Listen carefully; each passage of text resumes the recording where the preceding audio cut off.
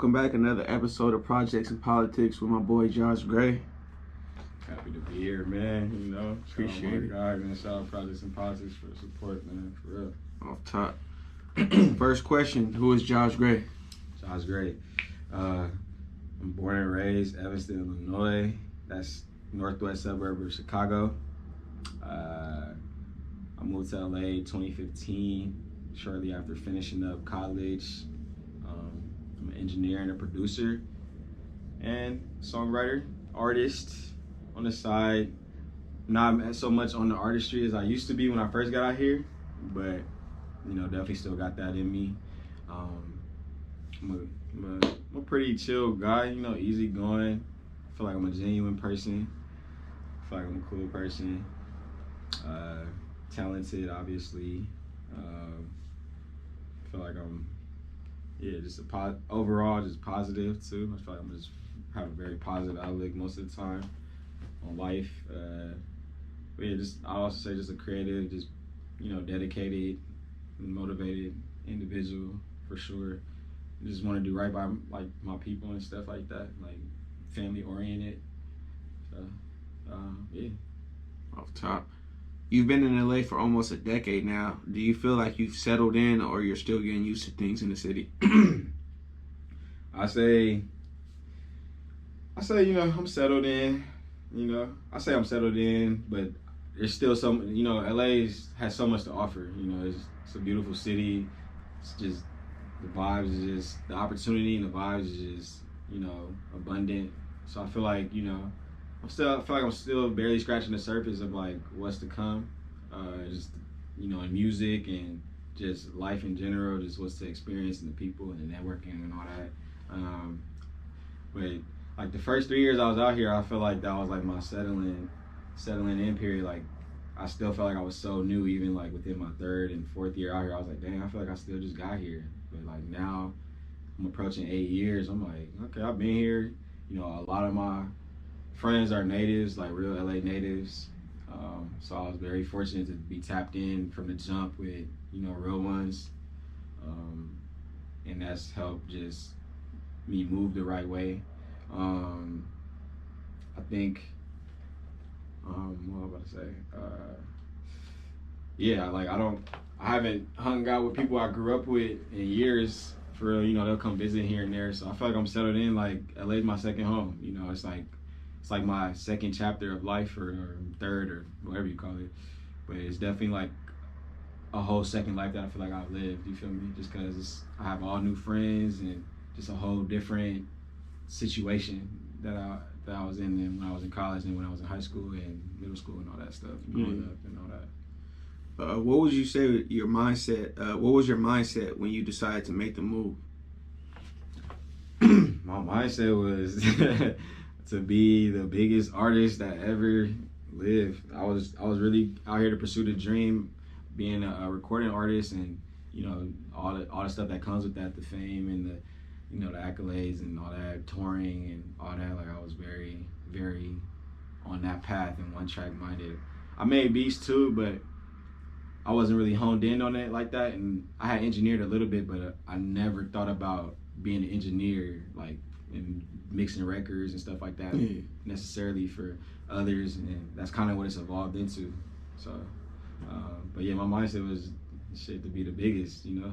You know, like all the ones that came before me, like I really came out here like pushing that tough, you know, and shit, I got into a situation, the studio that I've been working out of, and it's been, shout out to my sister for plugging me with my mentor that plugged me with a situation that I'm still taking advantage of today. So yeah, but definitely to be the biggest, you know, still want to be the biggest, but maybe not the biggest artist, like maybe the biggest producer, engineer, you know what I'm saying? I just want to get this, want to make hits and you know, get notoriety from that and make a living. You know, I'm able to support my family and stuff off my creativity and my passion and stuff like that. Yeah. Out of all the things you've learned so far through this experience, what would you say stands out the most? Stands out. Few things, man. Seeing my homie manage an artist and take them from pretty much nothing to fucking the biggest artist in LA. That was a crazy thing to witness, just, you know, and just to see it manifested, that was crazy. Like, cause I definitely remember kicking it with bro and he telling me like, I'm gonna be the mogul of LA, and I'm gonna, you know, all his visions and stuff, and just to bring it to life, like to see somebody do that, like that's inspiring. And it's crazy because like I never, you know, I always expected. It's like in a weird way you expect to be in the situations you end up in because like that's what you're working toward. But when it happens, it's still like, dang, like, you know, I'm really affiliated and I really know people that's, you know, rise upcoming or famous or whatever the case may be, and that really like before they even got there type of thing. Also, just being on that Netflix show Rhythm and Flow, that was cool, you know. Besides the way they edited this stuff.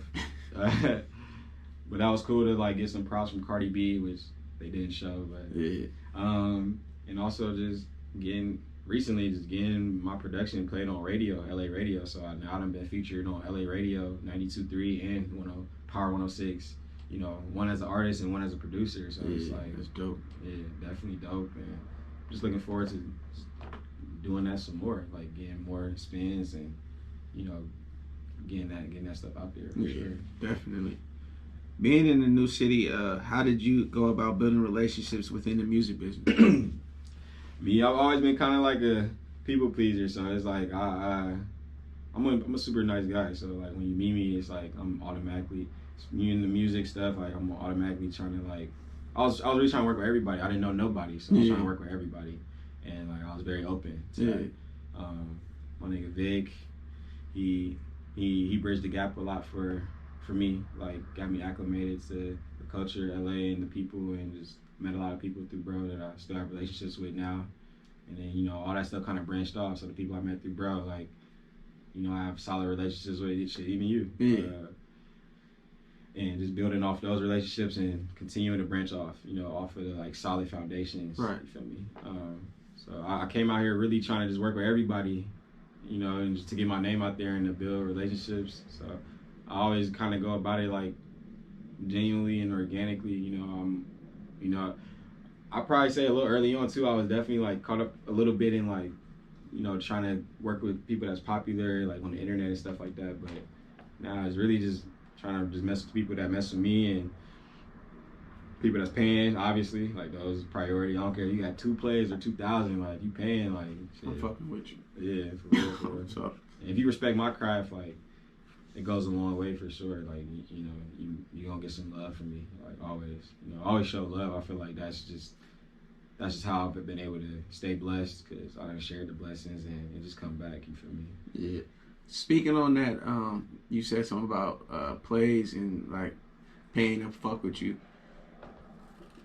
Do you ever have to make a decision where it's like, all right, I fuck with this artist's potential, and like I low-key see something super special in this artist, and then it's like another nigga like, yeah, but he's paying every time, like no matter what. But his career is like, his music is whatever to me. Like, do you like you have, and they both trying to book a session? Like, what would you do in that situation? Shit, I mean, I'm gonna definitely get the money first. Like that's priority. It's just like shit, you got bills to pay and stuff like that.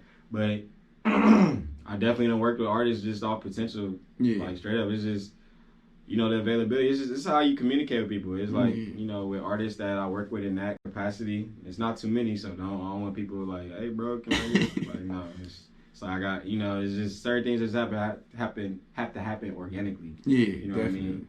So with that stuff, like with artists I see potential in, you know, I'll tell them like pull up on me type stuff. Like, you know, I'll figure it out. Yeah, like, for sure. You know, if I'm not booked this week or whatever the case, like we can make something happen, you know. But, you know, I try to prioritize the money for sure. You know, it's just, you know. Yeah, it's life in general. It's life in general, and shit, we trying to, you know, it pays to be a good engineer that people trust to go to and stuff like that, you know. So it's, you know, definitely, it's a cool balance, you know. Yeah. I definitely got, you know, some good clientele, good paying clientele. You know, there's a couple artists that I fuck with off the potential that, you know, we've still made money because, like, you know, it streamed well or something like that. Yeah, on top. It works out. How different is the pace of life from Evanston to LA? It's way faster out here. I mean, I'm so used to it though. It's like I it's hard to even remember what it was like.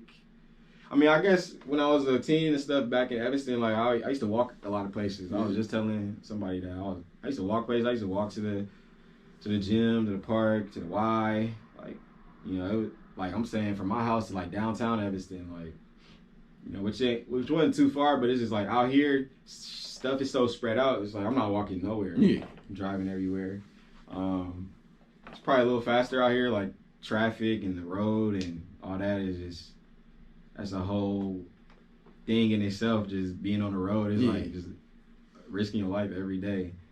And then just the opportunity out here with the music and stuff, and just being this close to the industry, like our studio right across from Sony Pictures, and you know everything is out here. The labels, the artists that come out here to live out here, like everything's out here. You feel me? So it's like the opportunities feel like endless. You know, I feel like where I'm from, it was like, you know, I've gone back there and I've seen people that I knew growing up just still there and like just kind of just, you know, having a whole home type of life, you know, or whatever the case. So I feel like, you know, Evanston is definitely a suburb where you can settle and all that, but like, you know, LA is like where I've had a lot of growth like as a person, as well as like, you know, creative and stuff too, but just as a businessman and all that stuff, man. Like it's the pace of life though is way faster out here. Just everything is moving. It's like you gotta be ready. You feel me? You gotta be prepared,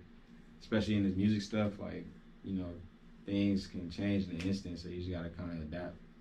I wasn't even making LA beats before I moved out here. I started making LA beats probably 3-4 years ago.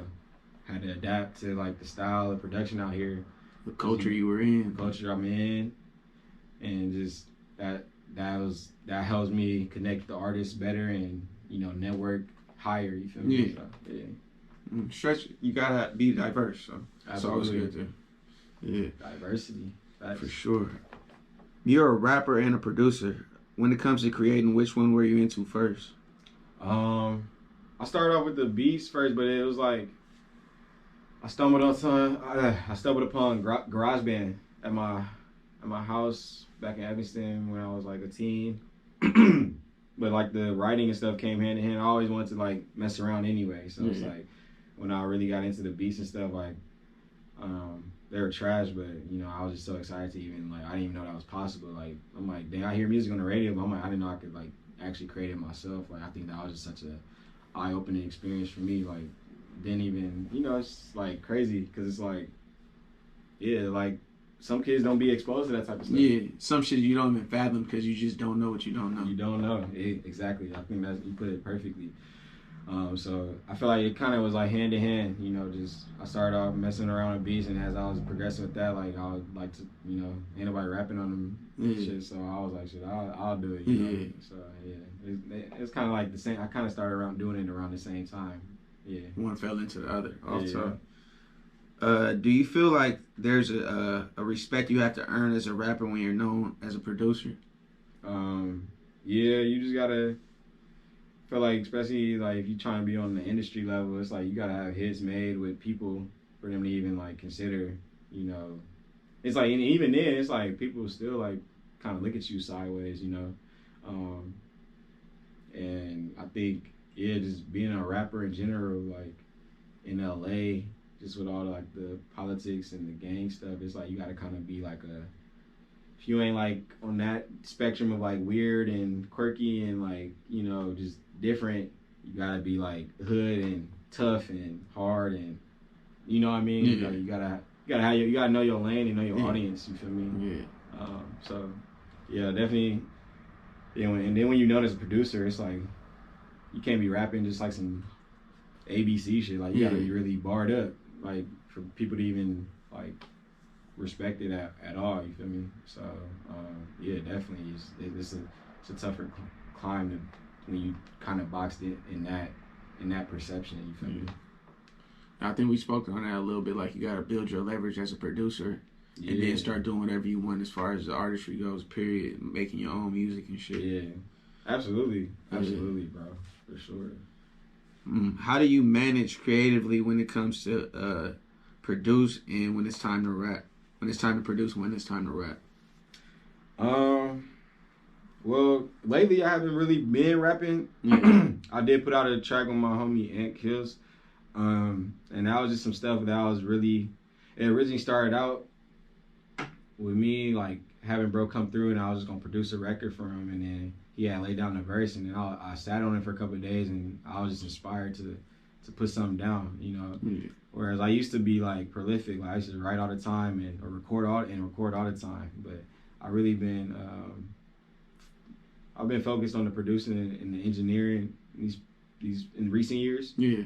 So that's the balance is like is you know what I ain't gonna say what pays me, but yeah, it pays me more, and it's got me in more room. So it's like this one dude was telling me like the path of least resistance. I feel like as a rapper, just in general, you know, you gotta really put the work in and like be respected as an artist and stuff. And when you're a producer engineer, like your face ain't as seen and as known, so it's like you kind of can maneuver a little cooler and like not be so worried about, you know, recognition, but just like focus more on just like quality and like the craft. So yeah, I've been focused more so on the production engineer in recent years, but I did put out a verse with the homie that, you know, I was just inspired to write, and so, you know, I kind of just go with how I feel in the moment. But yeah, I just been trying to intentionally focus on, you know, the beats and the mixing and the engineering stuff, because that's what helps me pay the bills and you know, network better and get in different rooms and stuff like that. So yeah, go with what works. Yeah, because that rapper shit is a 24/7 job. Yeah, you know, you gotta be on point, bro. You gotta swag everything. Everything you gotta be on point. You gotta have content consistent. You gotta be people face so much noise out there. But even as a producer too, it's like it's a lot of producers out there too, and it's like you damn near gotta be a social media influencer to like sell your beats to people and stuff. But yeah, it's changing a bit. I mean, at the end of the day, you're gonna have to network, whether it's on social media or in real life, regardless. So it's like it's one of those type of situations with the music shit. Like for me, it's more natural to tell people I produce and engineer, because it's like people look for that type of stuff all the time, and like they really respect it. Well, sometimes, but yeah, I just feel like when I was networking and tell people I rap and stuff like that, I was kind of get side eyes until like, you know, people actually heard me spit or whatever, and like, oh shit, like what the fuck, like, you know. But yeah, I just avoid all that by just telling people I produce and engineer, and like, you know, people usually want to get my contact after that, you know. Yeah, I mean, like from a business perspective, like you're needed way more as a producer and engineer. Like that always adds value to somebody's situation, which people are looking for when they want to fuck with somebody. Like, do you add value to the situation? Yeah. As to where if you're just another rapper to him, like, nigga, you a rapper, I'm a rapper. Like, unless you on the same level as bro, or you could get bro more plays or whatever, it's like it's really no point. Yeah. Like if you a up and comer trying to network with a bigger artist and you're an artist, it's like he really gotta fuck with you and see your potential, or it's like he genuinely gotta fuck with you. Yeah. But he might let you engineer for him. Like, oh, you nice to engineer. Like, I fuck with it. For real, like, my engineer not around. Like some shit like that. Opportunity pop up. Yeah. So yeah, I feel you on that. Like, it's definitely way more business opportunities. Yeah, absolutely, bro, for sure. Yeah. Do you feel more comfortable rapping over your own beats, or it doesn't really matter as long as you rock with the beat? I mean, yeah, really my own beats. Like for years, that's kind of what I was doing. I'm just so hands on. It's just like, you know, I touch every part of the sound. You feel me? Like, cause I mix and engineer and I record and I write it and I make the beat. So it's like, I just like being like that. I feel like you create your own sound and it's unique already just because it's all you. But I have rapped on other people's beats and done the YouTube stuff, like when I was first out here, like repairing processions and stuff like that. You know, I feel like, you know, I already got a good. I've been working at this stuff for so long. It's like, yeah, you know, you could throw a beat on and, you know, I could definitely write some stuff and go crazy. But yeah, I'd rather just make the beat myself, and if I gotta get on it, then well, it's like it's already all me. I know every pocket of it and just everything. You know? Yeah. As far as creatively, which one do you enjoy more, the process of rapping or producing? Man, I used to enjoy the rapping just as much, but there's a lot of politics. Let me not even say it's a lot. I mean, it is that, but yeah, it's a part of it. Just real life stuff just started happening. Like I feel like I got a lot of respect for like a Nip or just artists that really got some stuff to talk about. And I just feel like if you ain't lived a certain life or just lived a life worth talking about, it's like you don't really need to be talking about it. That's a super honest perspective. So like that's when I ran out of stuff to talk about for real. That's when I kind of paused the recording. You feel me? Like, and then I was dealing with just life stuff. Just a lot of transitions, a lot of stuff going on, just personally. So it kind of took a back seat. But the beast and the engineering was always there. You feel me? Like I could channel it that way. Yeah. But yeah, I used to enjoy rapping a lot more back in the day. But I don't really be looking to just get on a song and like say any old thing. Yeah, that and just even make a song there. I'm like, all right, I'm gonna release this and have this plan and like roll it out. And I just feel like I don't have the energy for that shit. I'm shooting music videos and shit like that, like I used to, and I'm tired now, bro. I feel you. It's easier. My personality is more so like that behind the scenes guy. I am personable and sociable and all that. Once you know me and stuff, I talk to people and stuff, but just like my demeanor is chill and like I'm not super in your face and not about to put on a certain face for a certain crowd type of nigga. Yeah, I don't like to seek attention like that. Like I rather just kind of come to me organically and naturally. Like like I said, I fuck with people that fuck with me, so I'm not trying to like convince people to fuck with me. You know what I'm saying? And it's like that's just not how I get down. I feel you. I respect that too. You saying like you didn't really have much of a story to tell no more, because that's an honest artist answer. Like that's really some artist shit, because niggas who write their own shit, I've heard like a million times, and nigga be like, yeah, I'm not recording right now because I gotta live life. Like I need something to talk about. Like I can't just keep talking about. So like some people will step away from the studio for a minute just to live life and really have something to talk about, trials and tribulations, ups and downs, all that type of shit. So like I really respect that. Yeah, that too, and you gotta be vulnerable. It's like I'm way less vulnerable like in that way. Like I can channel like the emotions and stuff through like actual production, but I'm not trying to go and tell you like, man, like I got not negative. My diary. Yeah, like, I'm not trying to tell you. Yeah, exactly. You said the diary exactly. I'm not really that vulnerable in that sense anymore. Yeah, that's a mindset. You feel me? So it's like I definitely I got stories and stuff like that, but then again too, like it's like it ain't enough for me to just like really just tell it, and just you could do it in other ways, like shit, like even in this way. Thing. Like I feel like I like interviews and stuff like that, where I can have a real conversation with somebody that I'm comfortable with and like really talk about like the whole journey and stuff. Yeah. Shit, I was gonna ask you about why you haven't put a project on a DSP, but I get it now. Like, I feel you. Like, I get it. It's like I had shit to talk about then. When I put out the project Principal Loyalty in 2018, I must have had just met Drake in the club at Delilah and like Michael B. Jordan, and like I just seen all these celebrities, and like I shook hands with them and rubbed shoulders, and I'm like I was just inspired. I was like shit, I gotta get to it, you know. And then like I was fresh out here, like I was probably in my second or third year out here, but like really within my first year working out at the studio, so it was just such a fresh opportunity that was so exciting to me. And it's like now it's kind of regular to me. Granted, like it's still a huge blessing, so I try to just keep that mindset. Like, dang, I'm super blessed to be even in the positions that I'm in. For sure. And but yeah, then I was younger. I was eager. I was hungry. I wanted to prove myself too, and I feel like I've done that in a sense. Like I feel like I've taken it as far as I could really take it. Like just independently, really, and like I mean really independently. I'm not talking like no management, no PR, like none of this stuff, like just all by myself, like just really a solo entity, like pushing it myself, like and really doing it, like trying to make it look as good as possible. It's like it's a lot of hats to wear, you feel me, as one person. So I never really built the team like that, you feel me, and it probably wasn't in the cards for real, but exactly. Top. Would you ever be interested in putting out a beat tape, or do you feel that's a bit outdated at this point? I ain't gonna say it's outdated. It's like you can always find ways that nothing is new under the sun. So yeah, for sure. It's always ways to creatively do something. And just like twist and spin it away. It's definitely something I've thought about. I'm more so trying to like produce for some artists and get those records out and network, across and eventually network higher. with the production and stuff. So that's really my main focus. But that a beat tape, that's cool too, because like not every beat is getting used and stuff like that, and that's another way to kind of show your creativity and stuff like that. So it's definitely something I'll consider.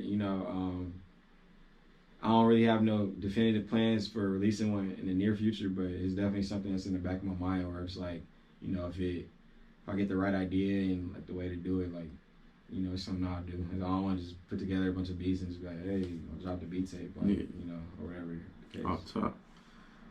I'm like, do people even really listen to instrumental albums like that? Do you? Real consumers, yeah. Like if Alchemist or Madlib was to put out something right now, I fuck with it. Or any producer that I fuck with a little bit, like I might come across it late or something, but I'll tap in for sure. Smoke up to it, something like that. I feel like what those type of producers, like they got the soulfulness to them, and like I feel like if Metro Boomin put out a beat tape, people would listen to it, but it's not something that's gonna be. I mean, actually, people probably will fuck with it. Yeah. I don't even want to go on record saying like people not gonna listen to it in 2 weeks and then whatever. But I feel like you gotta build that community and that like that notoriety. Like you gotta have like some stuff kind of like already behind you. Like you've already produced records for some good artists that's got in play and pub and all that. So it's like, okay, this is that producer, and you kind of you fuck with his style and all that stuff. So it's like I will listen to a whole instrumental tape like that because you fuck with his creativity and stuff. I feel like you gotta just.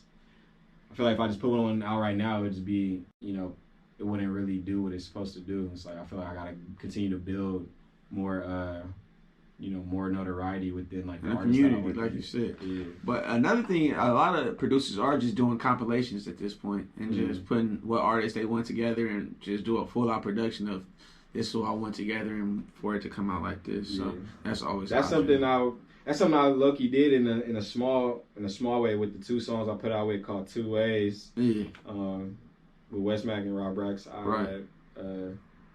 I had been sitting on them songs, and I'm like, they kind of sonically went together.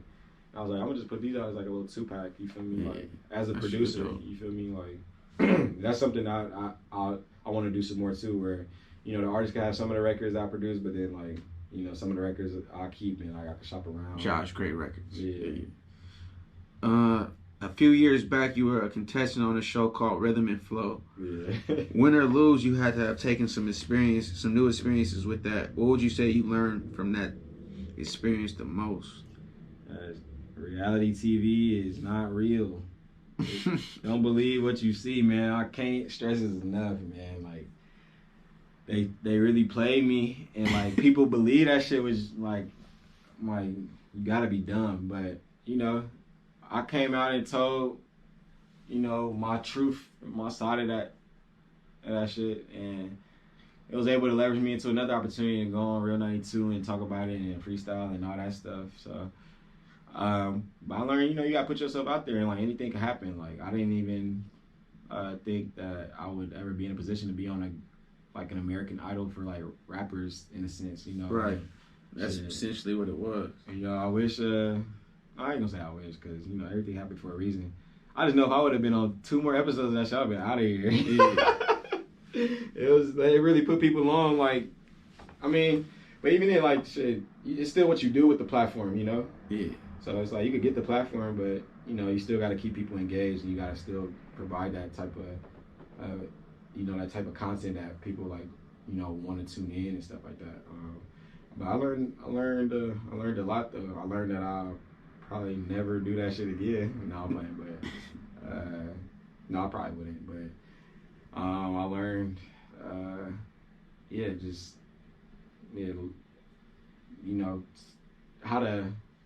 how to just, I don't know, how to just,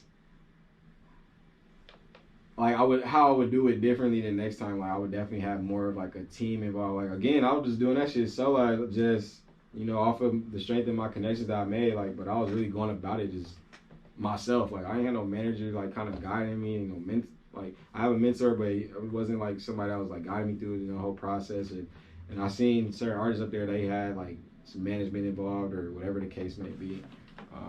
So I'll probably just like have a couple more trusted sources like involved to like help me really move it the right way and not get played in the way they try to. You feel me? But you know, it is what it is. Like I still made that shit and it still got me on radio.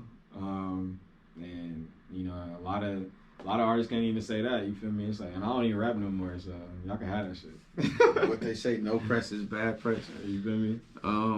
A lot of people would have been a little discouraged to go on the show out of fear of public rejection. What was your main motivation to go on the show? To win. I was like, shit, I'm about to win this shit. Like, I mean, I peeped the comp and I'm like, shit, everybody dope, all that, but I know myself, like, what I brought to the table and how, you know, how I was feeling about myself at that time. I was like, man, I could win this shit. You feel me? Shit, I should have won that shit.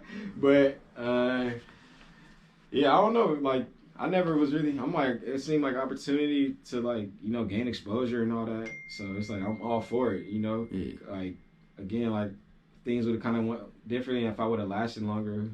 Things probably would have looked a little different for me as an artist. Like, I probably would have had a sustainable career as an artist, you know, just off of gaining fans and followers alone. Because, like, I would have ran with that shit, you know what I mean? But,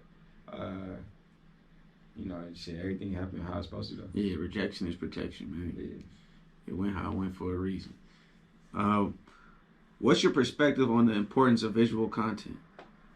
Super important. Super. You know, I mean, you just can't just be putting out any old thing, but, you know, I feel like I guess I've become more introverted in years just because, like, I done gave so much of myself to people and, like, put myself out there in such ways that, like, where it's kind of like bitten me back, and so it's like made me a little more reserved, you know what I mean? Mm-hmm. And to the point where, like, I don't really be showing my process or like my behind the scenes stuff like that, but like that's what people want to see though. Yeah. And you gotta think about the people that actually fuck with you, you know what I mean? Like the real people that fuck with you, not just this Instagram shit. Like, is how's it gonna look on Instagram? How many likes am I gonna get? It's like whatever the case. It's like you just gotta show the people that you work, because people want to feel like they're growing on your journey with you, whatever you're doing, you know. Mm-hmm. So I think it's important to just kind of be vulnerable in that sense and just kind of show, you know, the growth. You feel me? Like people want to grow with you and feel like they are on that journey with you, you know. And I feel like that's how you keep fans and grow the support and like the community of your support and followers and stuff like that. So I think it's super important. You know, everybody should, you know, every creative content creator person should be putting out content visually. Yeah. Do you plan on stepping it up and putting out even more? I do plan on stepping it up, man. I gotta step it up. You can't step it up until you step it up, man. Yeah, but, yeah. Sure. I'm trying to. Shit, I got a camera, so you know already. So and you know I did some little stuff, but definitely want to like just start flooding the streets, you know. Yeah, for sure. You already know, like when you have a full day planned or something, just be like, let me grab that camera. Yeah, for sure. What are some of your interests outside of the music right now? I have an NBA basketball fan, man. Play 2K here and there. You know, I busted your ass so many times. Like, let's not lie to the people. No, you OD with the game. Like, you like a robot. But I done beat you a couple times. But shit, basketball, playing basketball. Well, I guess watching it and playing it. Outside of music, shit, I'm boring now, man. I like going on hikes, you know, here and there. I like you know, spending time with friends and family and just, you know, having good conversation, like going out to eat a little bit, you know, just mixing it up, you know, like going to the museum, like looking at art, you know, doing stuff like that, you know, going to the beach, stuff like that, just getting outdoors and like just you know, just soaking in that nature and just, you know, just living life, man, for real. Just regular. I work with kids and stuff. Oh, actually, no, I ain't gonna say all that.